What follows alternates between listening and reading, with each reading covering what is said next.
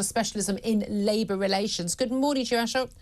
Morning, Julia. Thank you so much for joining us. Let's talk first of all about what's going on in the NHS. So we've got this NHS Staff Council meeting. Tell us what that is and what they're expected to, well, likely to decide and vote on today. Well, the government's offered NHS workers a pretty low offer. That's going to be brought to the table and likely rejected. So they're going to, all the different unions are going to, the GMB, Unison, RCN, everyone, they're going to vote on it. Yeah, they're going to decide based on the government's offer. The government's offer has been 5% consistently. I think it's come across the board. I mean, even when you look at other sectors, the rail operators, which are obviously an arm's length organization of the government, also capped at 5%. So I think the word's kind of been let out that that's the limit of how much is going to be offered. Yeah.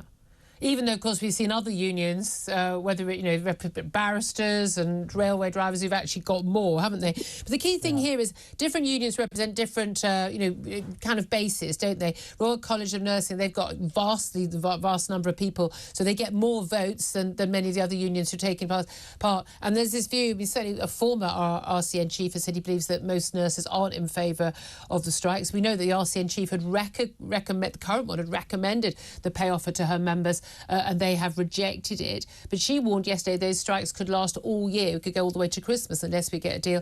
But a lot of this is going to depend on, is it Unison have accepted this deal, haven't they? But GMB haven't. And it's quite difficult to keep up with who has accepted what. But then it could be the case that some of the unions are sort of kicking and screaming to the negotiating table, having basically the other unions who have a majority will say, we support this. And we could see a resolution of this today.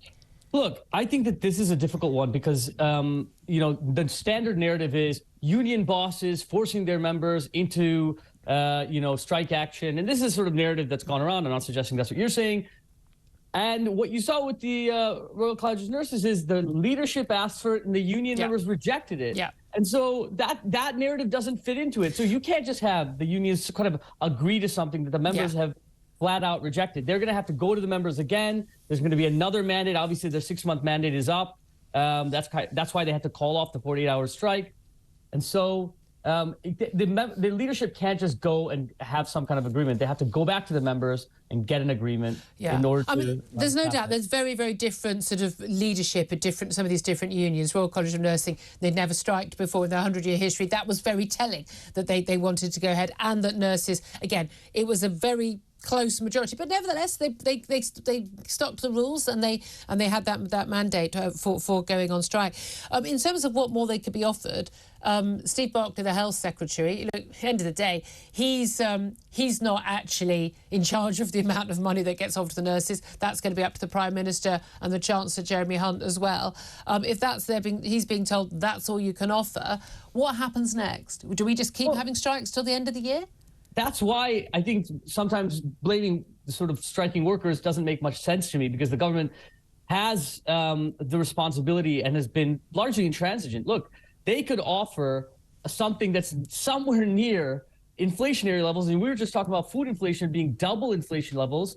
If you're offering 5%, that's abysmally low. I think most people in the country agree to that. That's why you've had consistent large support. You say, okay, people have stopped talking about this. Well, if the press stops talking about it, but you still look at the polling number, Ipsos Mori from 2 months ago, you look at even Sky News a month ago, the polling numbers are still very high. People understand that people are going on strike because they're struggling, because almost everyone's struggling. Other than a small section at the top, almost everyone's struggling. That's why you have a level of public support unprecedented in British history, because people can understand why people are striking. Now, you can question the efficacy of those strikes, but whether the public supports them or not is not really in question. I mean, certainly with health workers. And let's talk about the teachers. The NEU teachers are going on strike again today. There's a strike on Thursday, strike today. A lot of people unhappy, though, the children who missed out on so much education during lockdowns and missed out on exams. This is getting so close to exams, GCSEs and A-level, life-changing exams, that there's quite a lot of unhappiness about that. But again, have people just got used to it? This is what life's like now. I don't know if people have gotten used to it. I mean, people are striking. It's affecting everyone's life. The government's offered 4.5%. The unions rejected it because 4.5% is below the abysmal 5% that they offered nurses. And so if you, this is one of the only tools in the toolbox. Ask any teacher how immiserating their workplace conditions are. People are leaving the sector, and this is an essential part.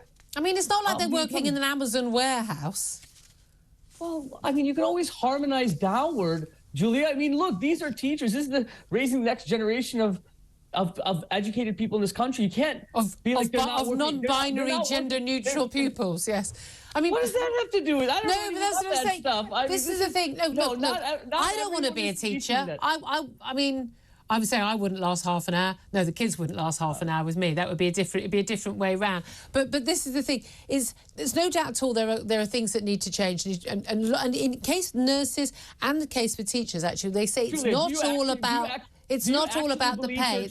Teachers are being paid too much. You actually I didn't say teachers are being paid too much. Okay. Never said anything of the sort. But you're saying they should be paid as much as an Amazon. I mean, I think Amazon workers. No, I didn't say that either. You were talking about the immiserating conditions. They're not in immiserating conditions. They've got they're in classrooms and they're in school. In immiserating conditions in the sense that they're getting worse and worse. If you're getting less pay per year, everybody is.